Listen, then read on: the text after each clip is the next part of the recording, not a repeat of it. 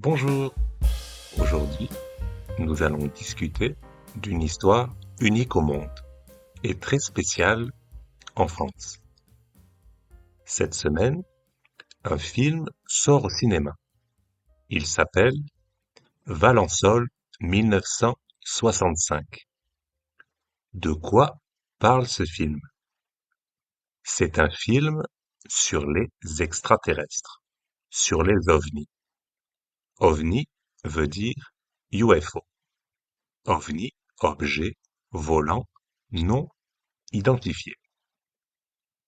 Cette histoire est incroyable.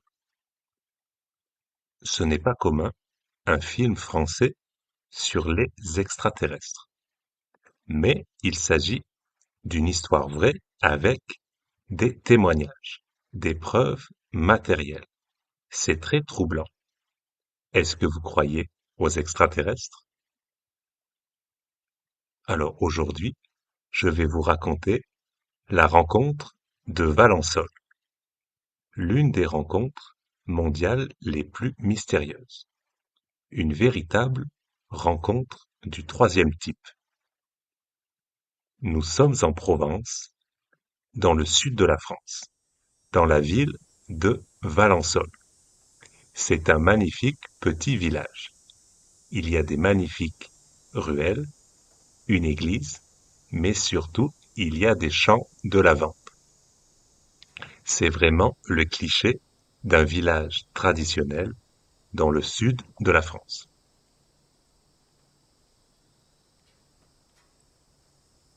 Et l'histoire commence le 1er juillet 1965. Maurice Mas est un agriculteur très discret et sans histoire. Son témoignage est très étrange car il semble ne pas vouloir en parler. Il est effrayé. Il pense: personne ne va me croire.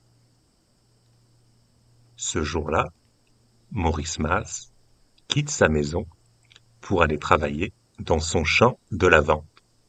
Il va biner les lavandes, c'est-à-dire les retourner, les remuer. Il commence à 16h40. Vers 17h, il fait une pause. C'est fatigant de biner les lavandes. Il retire sa veste et s'assoit pour fumer une cigarette. Il dit, dans le rapport de police, un instant après, j'ai entendu un sifflement, non loin de moi. J'étais à ce moment-là dissimulé derrière un tas de pierres. Mais qu'est-ce que c'est? Il se lève et voit ce qui semble être une voiture dans son champ, à environ 80 mètres. Il peut voir des personnes de petite taille accroupies, probablement des enfants. Il pense, c'est encore des enfants ou des jeunes qui jouent dans son champ.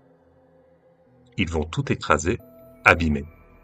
Maurice Mas s'approche pour les disputer. Mais il voit que l'objet est de la taille d'une voiture, en forme de ballon de rugby, avec une porte à glissière sur le côté. Le véhicule a 6 pieds plantés dans le sol. Maurice continue de s'approcher. Et en s'approchant, Maurice se rend compte qu'il n'avait pas affaire avec des hommes ou des enfants. Il observe 2 êtres qui sont tous les deux accroupis.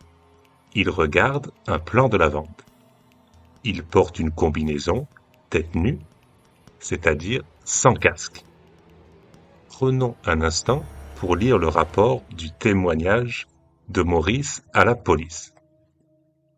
Ces 2 êtres n'atteignaient pas 1 mètre de hauteur. Ils avaient une tête en forme de potiron d'un volume égal à 3 fois la tête d'un homme normal. Ils avaient des oreilles assez grandes, pas de menton et un trou rond à la place de notre bouche. Leur peau était lisse, le corps était sans cou et à peine plus grand que leur tête. Lorsque Maurice s'approche à 7 mètres, l'un des êtres le voit. Il prononce une sorte de gargouillement. Il a quelque chose dans la main droite. Il fait un geste vers Maurice et Maurice se sent figé, immobilisé. Il ne peut plus bouger. Il peut voir, mais ne peut faire aucun geste, ni remuer la tête, ni bouger les bras, les jambes et le corps. Les deux êtres grimpent dans l'appareil avec agilité, puis une porte à glissière s'est fermée. Maurice a entendu un bruit sourd qui a duré 2-3 secondes. Et l'appareil s'est levé de 50 cm. Un tube qui se trouvait sous l'appareil, planté dans le sol, est sorti de terre. Les 6 pieds du véhicule se sont mis à tourner. Puis le véhicule s'est éloigné dans le ciel très rapidement, plus vite qu'un avion. Maurice est resté immobilisé pendant plusieurs minutes, puis tout est revenu à la normale. Maurice pouvait bouger normalement. C'est la fin de la rencontre, mais pas la fin de l'histoire. À son retour au village, Maurice semblait troublé, et il va parler au patron du café. Et l'histoire va prendre de grandes proportions. La police va venir interroger Maurice et visiter le champ de lavande. Et ils vont confirmer. Il y a un trou de quelques centimètres dans le sol, là où le véhicule était. La terre, à cet endroit, était compacte, sèche, et la lavande ne va pas pousser là pendant 10 ans. Ce sont des preuves, quelque chose a atterri dans le champ de lavande de Monsieur Mas. Suite à cet événement, Maurice va se sentir très fatigué.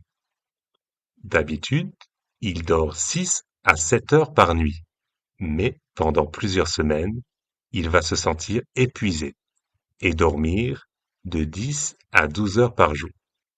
Alors, quelle est votre théorie?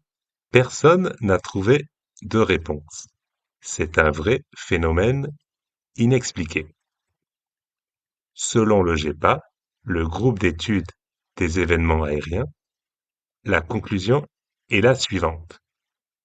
Nous sommes enclins à penser que le champ de lavande de Monsieur Mas a été l'objet d'une visite insolite. Qu'en pensez-vous? Croyez-vous que les extraterrestres nous ont visités?